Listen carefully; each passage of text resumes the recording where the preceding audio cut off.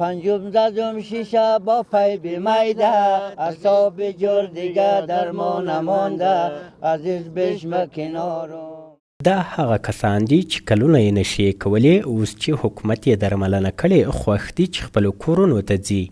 علي خان له اسلامي امارت حکومت څخه زیات خوشحاله دی چې د دوی درملنه یې وکړه. اینقدر خوش هستیم که حالی نمیتونم امو احساسات خود بیانات کنم، به خاطری که ما مرده بودیم، واقعا یک لاشی بودیم، در روی زمین افتاده بودیم، کس به سراغ ما نمی‌آمد، از خانواده ما گرفته تا جامعه ما.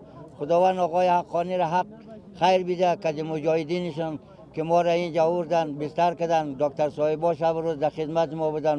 عام باور دا دی چې که په نشه روږدي کسان له درملنې وروسته کاري بوختیا ونه لري، ښایي بیا نشي ته مخه کړي. د غزني والي وایي د اسلامي امارت مشران هڅه کوي چې د ټولو روږدو کسانو درملنه وکړي او کاري زمینه هم ورته برابره کړي. د خلکو د کار لپاره زمونږ د مخدره موادو معاینات او وزارت داخله دوی لپاره ټول ترتیب برابر کړی دی. ډېر خلک د هغه په کوم ځای کې لګیا دي، خپل د کار زمینه ورته برابر کړې ده. زراو خلک دي چې هغه لله الحمد جوړ شوي دي، اوس خپل کارونه کوي.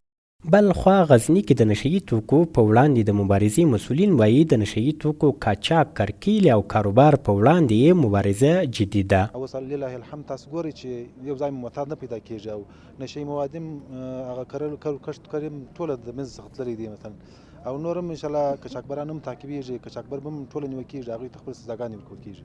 دغه راز مسؤلین وایي هڅه کوي چې پاتې نور په نشه روږدي شوي کسان هم تداوي کړي او په سوداګرو غږ کوي چې په نشه د روږدو شوو کسانو په درملنه کې ورسره مالي مرسته وکړي.